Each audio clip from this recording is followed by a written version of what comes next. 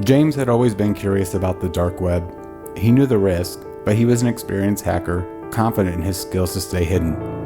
One night, while browsing through an encrypted forum, he stumbled upon an unusual thread titled, "Want to know who's been watching you? Pay the price."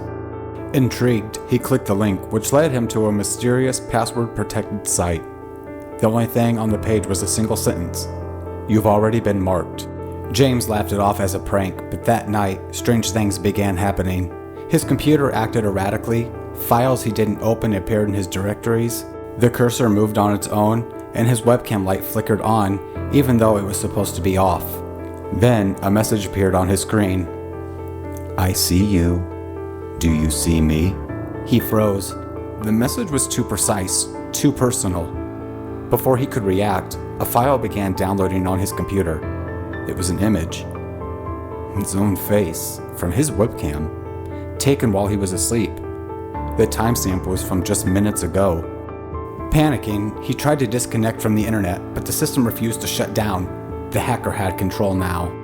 A final message flashed on the screen. "You shouldn't have looked. I'm already in your home." Suddenly, his phone rang. It was a blocked number.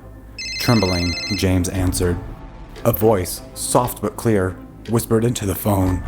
"I'm standing right behind you." He spun around, heart racing. The room was empty. But when he looked back at his screen, there was a new image. A shadowy figure standing just outside his window. Anna had just finished a long day of work and sat down to check her email on her laptop. As she opened the screen, she noticed something odd. A strange folder on her desktop titled, "Open Me." She hadn't downloaded anything recently, nor had she seen this folder before. Curious, she clicked on it. The folder was empty except for a single file. "You're being watched." Hesitant but intrigued, Anna clicked it open. Her webcam light flickered to life, and the screen went black for a second. When it came back, she saw herself, sitting in front of the laptop looking confused. But the image wasn't from her own perspective. It was as if someone had else taken the picture of her. Her heart raced. She quickly closed the file and tried to shut down the computer, but the screen froze. Suddenly, the cursor moved on its own, clicking through files she had never opened. Then, a new window popped up. "Stop trying to hide. I see you." Her webcam light blinked again. She glanced up at the screen, only to see a face staring back at her from the webcam, a distorted, grinning face with hollow eyes. Frozen in terror, Anna backed away from the laptop. The figure on the screen blinked. Then the message appeared. "It's too late to turn off now."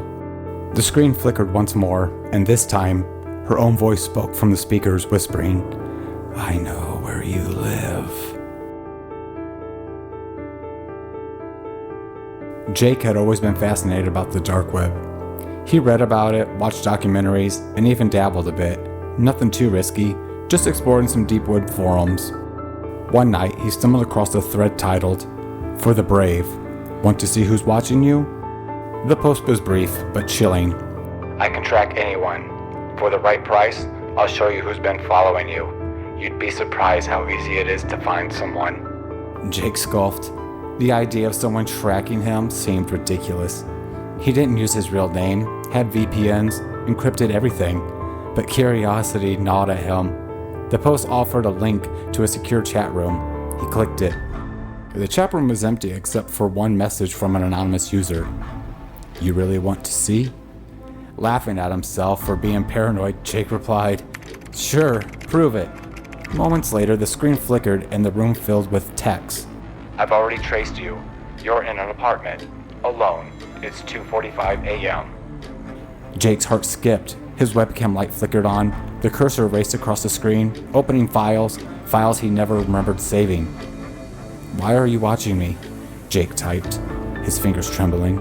The response was immediate. "I've been watching you for weeks. You think I don't know your habits? You think you're safe?" Jake's computer started freezing, windows popping open and closing without him touching the keyboard. Then, a video file appeared. He clicked on it. It was shaky, blurry, video of him walking down the street from earlier that day, taken from behind a tree. Jake slammed his laptop shut, unplugged it, his heart pounding, sweat beading off his forehead. He rushed to the window and peered out into the darkness, but there was nothing. A notification pinged on his phone. It was from an unknown number. His hand shook as he opened the message. I'm not done yet. You're next. The lights in his apartment flickered.